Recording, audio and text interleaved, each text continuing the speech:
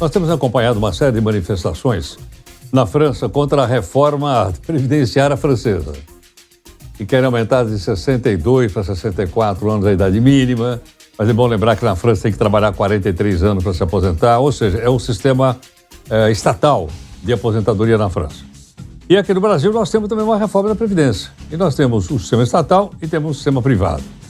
Jane Almeida, que é estrategista financeira e especialista em finanças, gentilmente aqui conosco. Jane, muito grato pela sua atenção.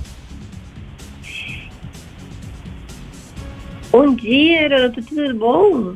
Tudo bem. Jane, diz pra gente o seguinte, no Brasil nós temos também a gente está indo cada vez mais em direção à previdência privada, não estamos. Como é que está esse setor? Heródoto, é um ponto importantíssimo. A previdência privada, ela é necessária, mas não pode ser só a previdência privada, né? Todo mundo precisa ter aquela composição de um monte de pequenas melhorias. Então, por exemplo, ter a redução do gasto mensal, colocar também um pouquinho de investimento em outros ativos conservadores, se tiver um perfil agressivo, colocar um pouquinho em renda variável para ganhar dividendos, para ter aquela cesta mais robusta na hora da aposentadoria e não depender só da Previdência Social, né? Agora, Geni, para isso a gente precisa de um pouco de educação financeira, não precisa ao longo da vida? Sim, sim. E a recomendação que eu faço agora para os ouvintes é passar um risco no caderno e colocar em que fase você está. Porque naquela fase que a gente está dos 16 aos 22, a gente tem aquele trabalho ali, né? Está na faculdade e tal, não ganha muito.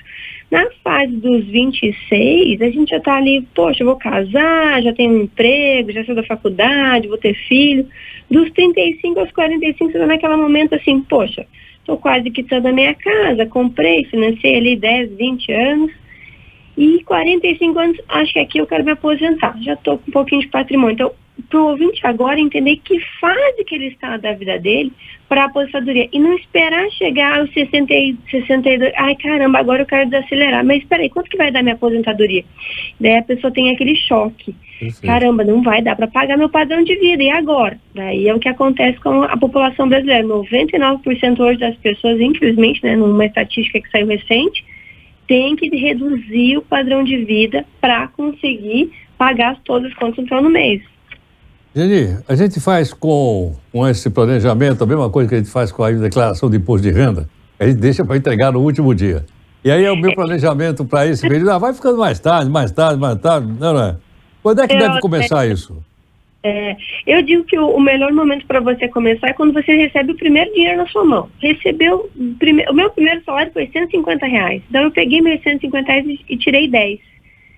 Porque eu tinha uma cultura já da minha mãe, né? Minha mãe, né, família pobre, ali sempre tendo que juntar de pouquinho em pouquinho. Eu falei assim, filha, todo dinheiro que entrar na sua mão, você tira um pouquinho. E ela nem falava em percentual, agora 10%, 5%, não, assim, tira um pouquinho. Então, se você tiver a cultura de hoje, né, poxa, nunca guardei nada, Jenny, pegar um pouquinho e começar já faz grande diferença. Mas não coloca numa renda variável, num ativo agressivo. Começa devagarzinho, se você quiser poupar, coloca até na poupança. Mas se você já conseguir investir, coloca num fundo de investimento renda fixa, que não tenha agressividade, que seja ali conservador, que tenha liquidez. Esse é um passo importantíssimo. Pingou um dinheiro na tua mão, tira um pouquinho e guarda para o futuro. Compreendo. Bom, seria interessante então que fosse, não sei se você concorda, fosse ensinado um pouco disso na escola, né? A educação financeira na escola, porque eu suponho que em outras culturas e tal, o pessoal faz isso. Nós aqui precisamos aprender, não? Exatamente, Heródoto.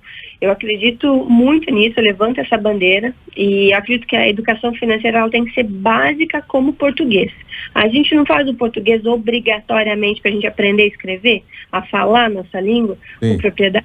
Então a gente tem que sair da escola com aquele básico. O que é taxa de juros, o que é inflação, por que o nosso país é ranqueado no mundo como o país da maior inflação, da maior taxa de juros historicamente, por que tem a taxa de juros do Brasil, por que eu tenho que acompanhar a cada 45 dias pessoas importantes, né, se reúnem que é o comitê da Copom, né? E decidem a taxa de juros no nosso país. Então, por que isso é importante para eu decidir até na compra de um bem, um carro, comprar uma casa, qual financiamento escolher? Então, esses são alguns indicadores que os professores precisam ter, né, ali como base, para conseguir explicar para as crianças ali. E não precisa necessariamente ser o professor de matemática, né?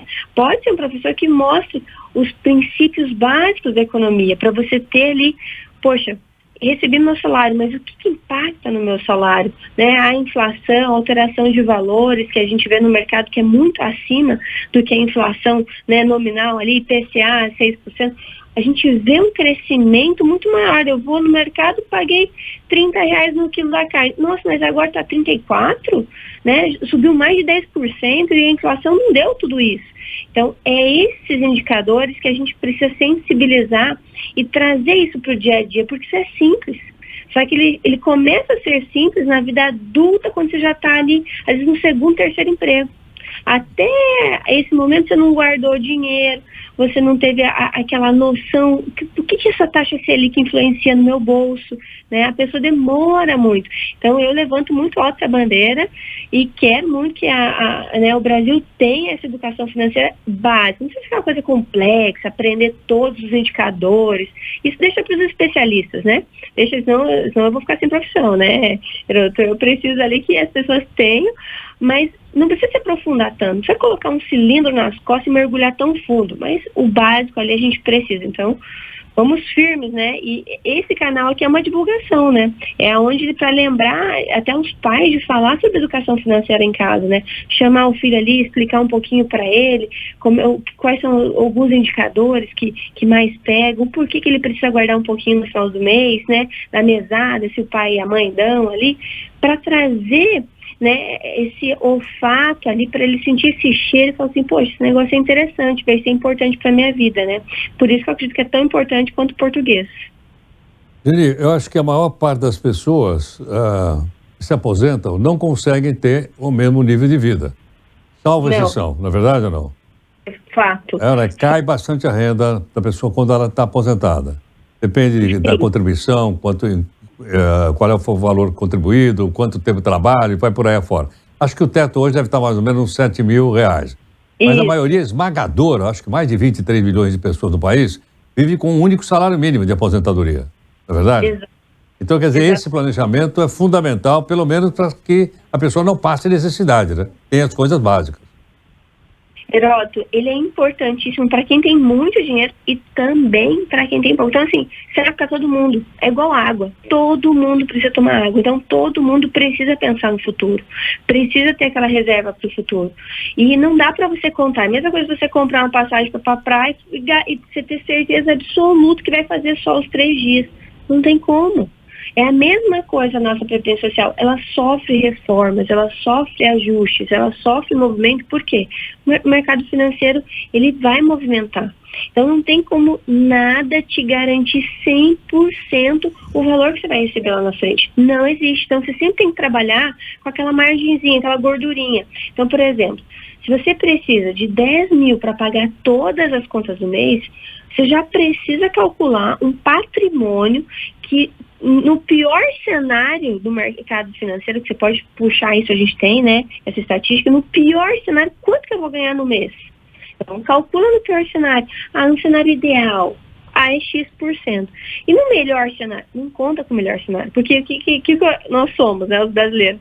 Nós somos otimistas demais. A gente acredita assim e a gente tem que ser assim.